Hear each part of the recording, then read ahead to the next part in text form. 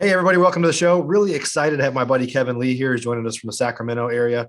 He does a lot of different things in his business: Airbnb and short term rentals, residential assisted living. He's done Turo, he's a house flipper, all kinds of, he's a bodybuilder, like all kinds of stuff that we're going to dive into today.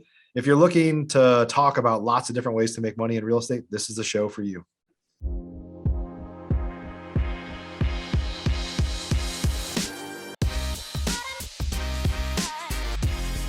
Professional real estate investors know that it's not really about the real estate. In fact, real estate is just a vehicle to freedom. A group of over 100 of the nation's leading real estate investors from across the country meet several times a year at the Investor Fuel Real Estate Mastermind to share ideas on how to strengthen each other's businesses, but also to come together as friends and build more fulfilling lives for all of those around us. On today's show, we're going to continue our conversation of fueling our businesses and fueling our lives. I'm glad you're here.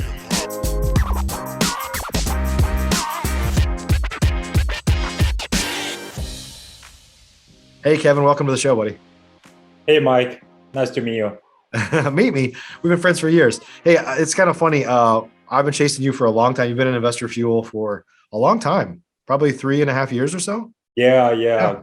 For 4 years. Yeah. We've been at right at 4 years. So you came in, I think, probably second meeting or third meeting right around that time. Yeah, something like that. So excited to have you in here.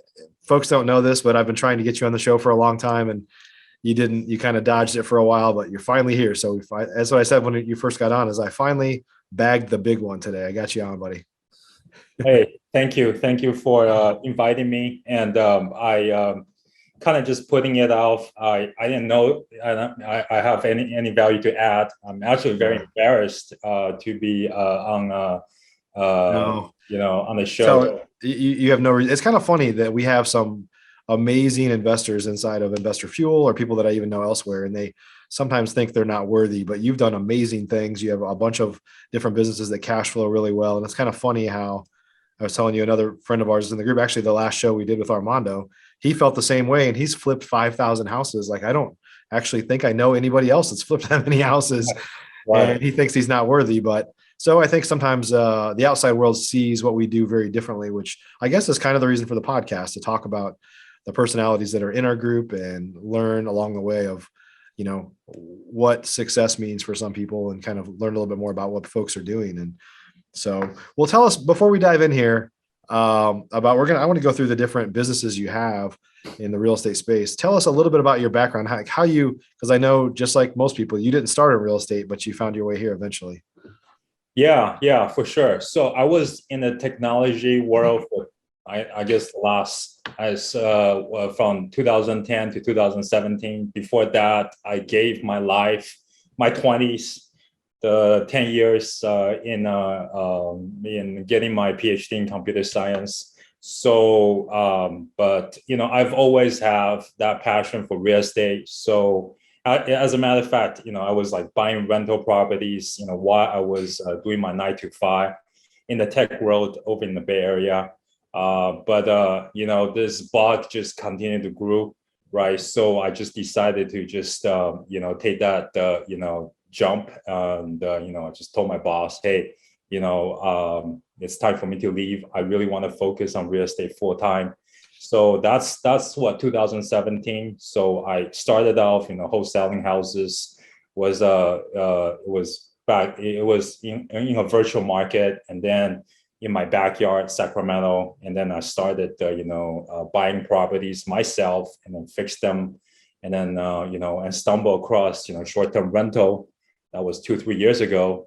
And then I met Jim Guarino at the Mastermind, and I got introduced to residential assisted living, went to the 3-day seminar or live training in Arizona, and then, just started buying, residential assisted homes. And now we have 45 beds, and I also do Turo. I also raise money for multifamily. So there's all sorts of things in real estate that I do. I'm very passionate about, real estate, anything under real estate. I want to know. I'm still learning, as I go. But that's basically it. Yeah, we're all still students, no matter what you've done, and you do a lot of different things, which I want to dive into some of those. Some folks stay super focused, and I know you have a lot of great businesses here, but you also told me before we started that you kind of feel bored right now, even though you have a bunch of flips going on, a bunch of businesses, and so there's something to be said for being focused. There's something to be said for, hey, the whole reason we're doing this is to provide a living, to generate capital to live the life we want to live, and yours is one of variety, right? So there's nothing wrong with that. I think where people get into trouble is where they don't stick with things and then nothing works, right? But you have a bunch of things that are working, so that's impressive. So Yeah, I think yeah, so that's kind of like the balance that any business owner should have is, there's just so many shiny objects out there, but you also want to manage the existing businesses in place. You want to make sure that you have, the right people in every seat so that you can actually elevate yourself to become that visionary. These businesses, they don't just take, overnight to build, to put the right place, people in the right seats. It actually took some time for me to arrive at this place where I can actually have time to feel bored and to really just think about, what is it that I can do, right? To I guess to fulfill myself, right? Because I'm always thinking, I'm always like just dreaming, how do I improve my existing businesses? How do I bring another business right into the fold just to create more cash flow, but at the same time have that fulfillment, that happiness as well. Because like we get bored a lot. I mean, we being entrepreneurs ourselves, we're always looking at shining objects, right? We have that shining object syndrome. So I have to like really just pull myself back, but at the same time, I'm always looking, see what business ideas are out there that are worth pursuing. yeah, there's a lot of people that the challenge they have is their business is doing well, but they're still so involved in the day to day they can't pull themselves out. So they're maybe bored or unfulfilled, but they can't stop because there's nobody else to manage that for them. And I think you and I probably know some of these folks, right? Yeah. I mean, I myself is not an exception. I'm very tempted sometimes to just go back and really micromanage, right? But I'm always kind of like in the way of the business. So I have to force myself, to take myself out of the picture, and the business actually runs better without me. As opposed to me being in it. So it's funny how that works. So let's talk a little bit about, obviously you do a lot of short-term rental stuff. One of the fascinating things for you, probably in our Investor Fuel kind of family, you're probably, I think you're probably one of the top guys that do Airbnbs, because not a lot of people do it, but I think a lot of people are interested.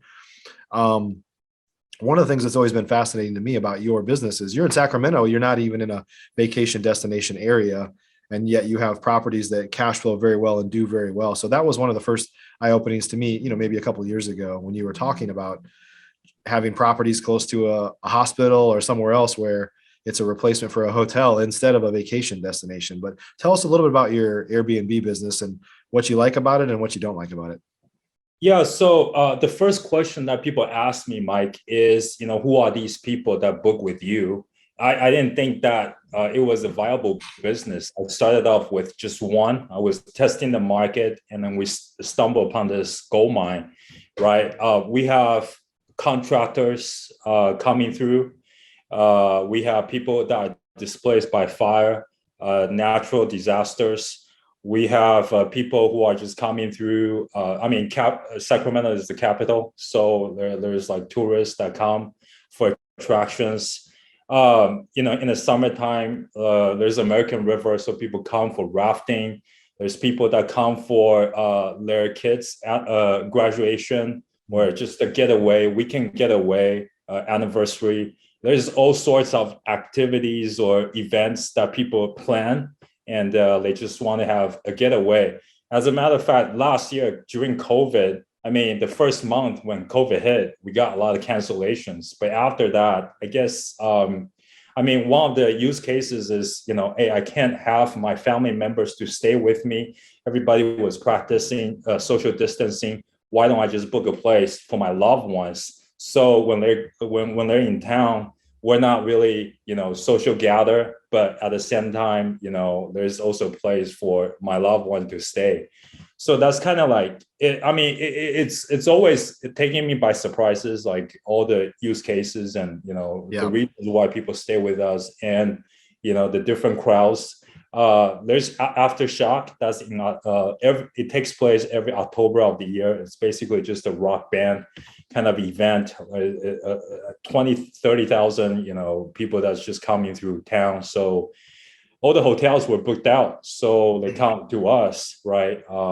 So yeah, I think that it used to be the case that Airbnb is all for experience, but I think that there is a use case for short-term rental everywhere. Yeah. Yeah. When we travel now, I have a son that just started high school. We just had, as you know, we just have one son, but it's hard to stay in a hotel now unless we get 2 rooms because we have a 14-year-old son, but he's like a little man, right? So if we go somewhere for a couple of days, we probably stay in a hotel. If it's more like we're traveling to a resort, we obviously stay there.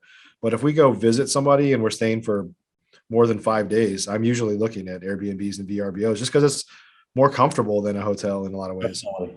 Yeah, I just came back from Big Island, Hawaii. I was looking for a suite because kitchen for me is very important. I go there and food is very expensive over there. So the first place I go to is Costco. So I get a week worth of groceries. But if you stay at a hotel, I mean, you have a tiny little fridge. Right. There's no way that you can put your food there and even cook them. Right. So I just stay at the Airbnb. Actually, it's better for me that way. I mean, for me, the kitchen is very important. Yeah.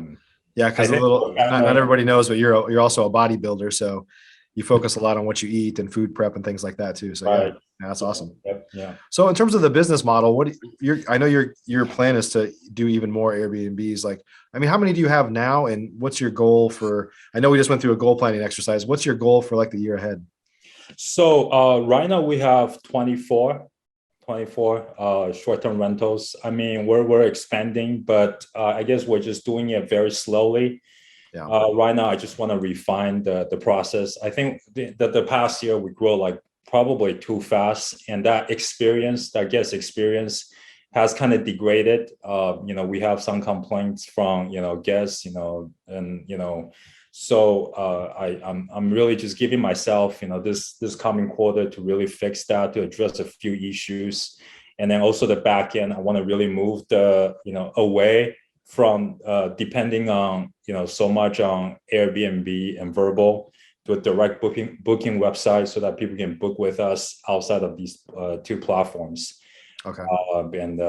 Yeah, and that the play for that is just to save fees, or to save fees, and to also, so we get a lot of return customers too, so they often ask us, hey, can I just settle with you privately, right? That kind of thing. So it would be good for us to set up our own payment system and just have them book with us. I mean, they're return customers, so they know us and we know them.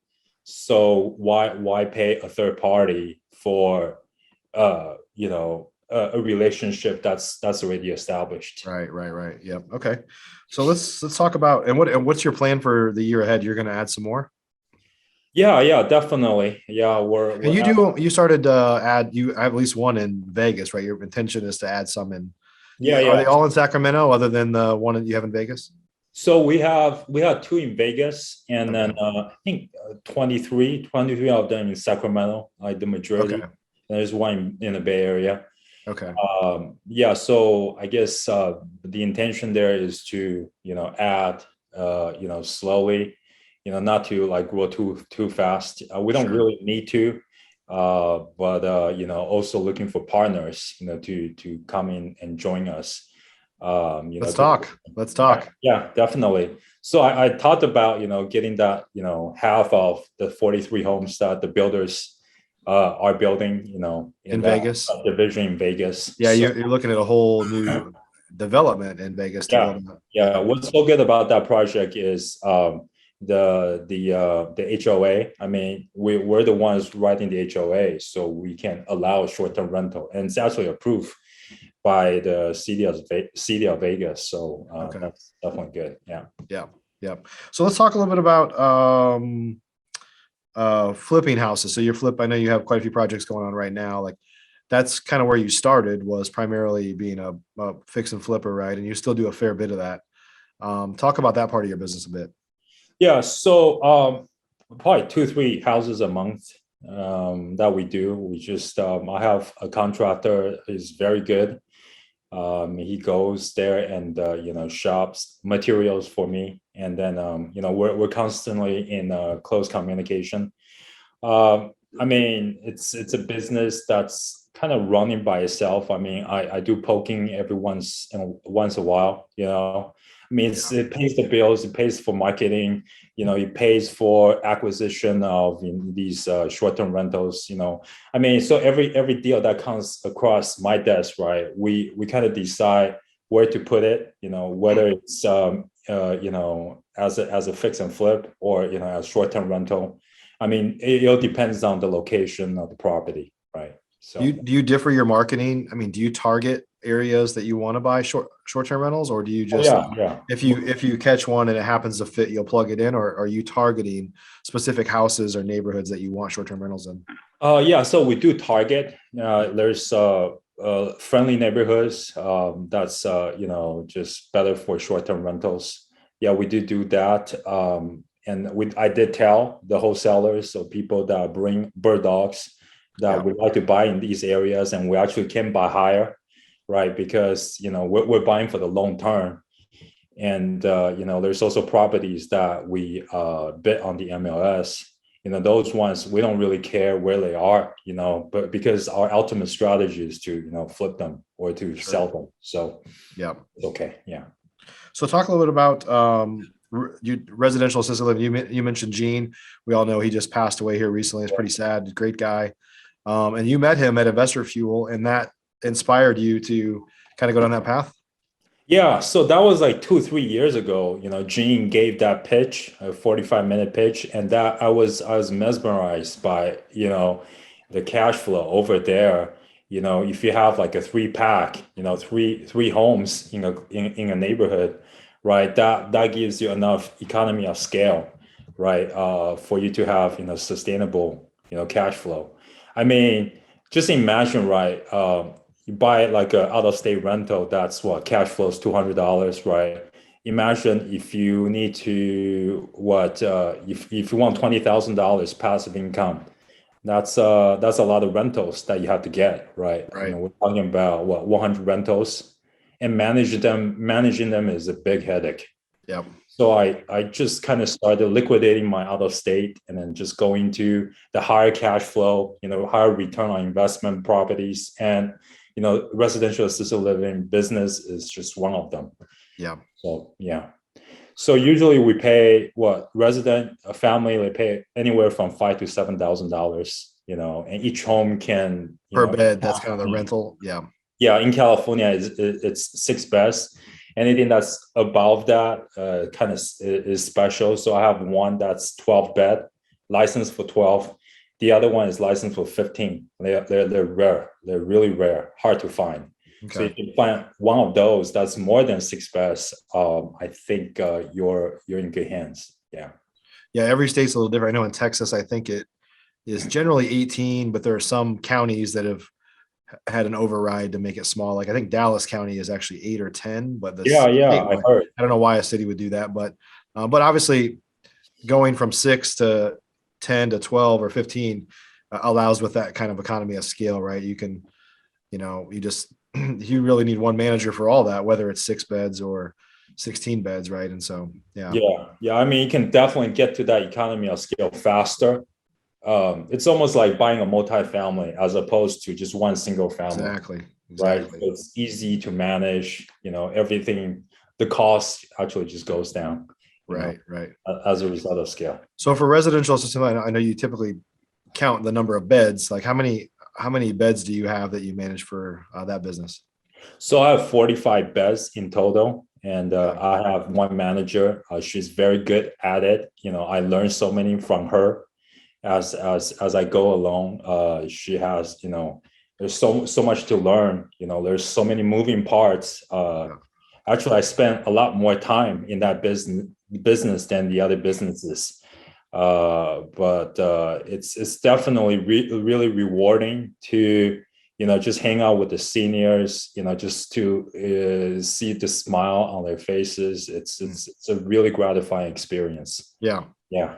That's such an interesting model. And I've pursued it a little bit, but it's just, everything that I do, just like you want to try to scale it up. So it's like, okay, I need to build a team and do all those things. So it's kind of put on the shelf for now, but it is definitely a very interesting model. Yeah, for sure. Yeah. And a little bit outside of real estate, but pretty similar. You've done some stuff with Turo. So renting out some exotic cars or luxury cars and things like that. Tell us, you're not doing too much of that anymore, right? Not too much anymore, but I guess I don't know how I met my manager before. He was running like a Turo business. He has like a fleet of, I don't know, I want to say 20 or 30 cars. And I guess I found him on Turo, and I was just intrigued by the business model. Yeah. He just basically opened a book and then tell me, what's the return on investment there. So he told me, this is a car that you need to buy. Stay away from this kind of car. So I just started buying 2, 3 cars and then just let him manage that, those 3 cars, and it turned out really well. It's been doing it. I mean, I've been doing it for 3 years. Get that, $200-300 per car every single month. But one of the cars got totaled, last month. So I mean, he told me to buy a replacement car. I said, no, this is it. I mean, I'm really into which kind of car was it that got totaled? It's an Audi Q7. Okay. Yeah, it's a big SUV. Yeah. Yeah, it's good for taking the family or tourists coming to Lake Tahoe, Yeah. that direction, or San Francisco. Yeah. So I know a number of real estate guys that have moved into that space where they have 20, 30 cars. They have like a fleet, and they just it's not a house, it's a car, but similar model, right? As you just are arbitraging between what your cost is and what you can rent it out for on a daily or weekly basis. Yeah, for sure. I think that, for us, right, doing real estate, I mean, we're talking about high ticket items. For someone who wants to start in the entrepreneurship life, I mean, that's probably one of the things that you can start, because it doesn't require that much capital. How much was that car? $65,000, that Q7. I paid $2,000-3,000 down, and I'm able to get my money back. I don't know, within 8 months. Yeah. And after that, it grows. The return is insane. I mean, it's infinity.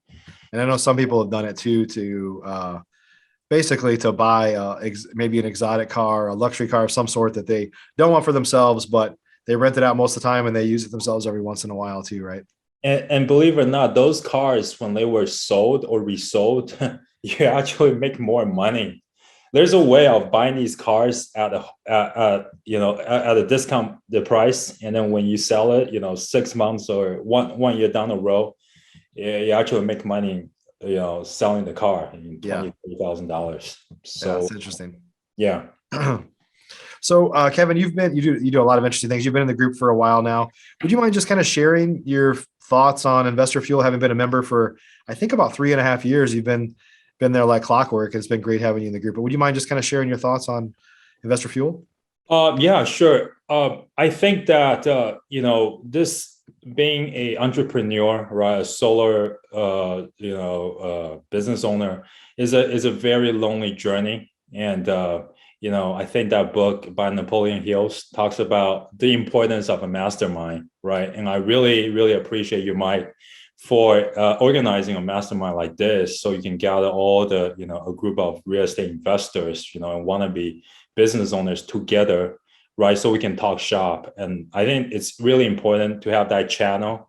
And I think the name says it, Investor Fuel. I mean, every time I come back, I'm fueled, I'm recharged, I'm ready to go. And you don't know how important it is for us to really just take a break from our business and really just reflect, right? To stop and then pause and then to think.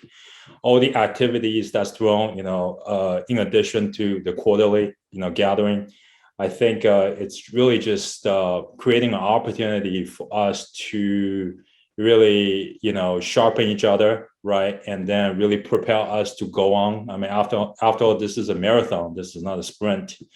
Yeah. So I've always learned a lot of things. I've, my first meeting was the best. I thought that was it. That was the peak. The second one was, even better than the first one. And for all the people that I met, whether they're just there for the first time, right? I told them that it's just gonna get better over time. And along that three and a half, I've always had questions about like just canceling the membership, but every time I go, I just change my mind. My mind's, I just change my mind because I'm so happy to see my family, the Field family, and there's really definitely, the relationship that I built with you, and many others. That's just so valuable. I mean, I wouldn't trade anything else for it. Yeah. Awesome, man. I appreciate that. Yeah. So Kevin, if folks wanted to get a hold of you, I know you're working on some Instagram stuff. You got some other things going on. You got a lot of variety in your business. If folks wanted to just kind of follow along or connect with you in any way, where should they go? Yeah. So they can just follow me on Instagram. My handle is Sac House Buyer 916. Sac House Buyer 916. Yeah, they can just find me there. We release a lot of good contents related to real estate, our business there, and you can always DM me, to talk shop. I want to pay forward. That's one of the things. Like this quarter, I've been very intentional about is really just to have that presence, so that kind of like an open office hour, if you will.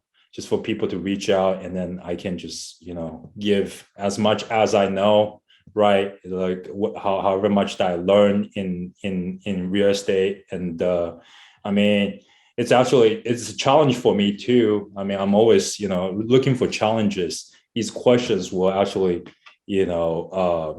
I guess motivate me to learn. Right. Makes you stronger because you have to think about it. Stronger. Right? Yeah, exactly. I want people to question my business, to, take my business apart. I want them to look at the inside and tell me, what is it that I'm doing wrong? There's so many blind spots, and we're always thinking so many things. But it's good. That's why I think the importance of Mastermind comes into play here too. Like you get put on that hot seat, right? And people question your business, right? You give challenges. You always talks about checking out your ego at the door. I really like that. It's just we're not really there to tear each other down, bring each other down. We're really to build everyone up. So constructive criticism in that environment is really good for growth. Yeah. That's great. So we'll add the link in the show notes here for anybody that's listening that couldn't write that down to follow Kevin on Instagram. And then do you have any links that you could maybe share them afterwards to get to your Airbnb properties, to learn more about your properties? I know you've got some those properties are just beautiful. So if you're going to Vegas or you're going to Sacramento, if you have links you could share, I'll put them in the show notes here. So folks sure. Check out your properties. Yeah. I most will definitely do that. Awesome. Well, thanks for joining us today, Kevin, and sharing all your stuff. And I appreciate your loyalty and all the kind words you said. I really, you're a great member of the group and appreciate you sticking around, and hope you're part of the family forever. Most definitely. Yep. And everybody, hey, thanks for joining today. Hopefully you got some interesting insights to talk about. A lot of real estate investors have thought about getting into short-term rentals or maybe haven't, or residential assisted living, both great models. You've got to have the business structure and support team to be able to pull those things off. But hopefully you got some value from talking a little bit about it today. If you haven't yet checked us out at Investor Fuel, you can go to investorfuel.com. We have another meeting coming up soon. We have a great fuel fam, as we call it. You heard Kevin mention it here, that it's his second family. I say that all the time. I have my immediate family, and this is my second family, the family I choose to be a part of. So go to investorfuel.com and you can learn more. We'd love to jump on a call and talk to you a little bit about it. Kevin, thanks again, my friend. Hey, thank you. And everybody, we'll see you on the next show. Are you an active real estate investor? If so, and you want to latch on to the power of surrounding yourself with over 100 of the nation's leading real estate investors, all committed to building stronger businesses and living richer, fuller lives, you should jump on a call with us to learn more about Investor Fuel. Simply visit investorfuel.com to get started.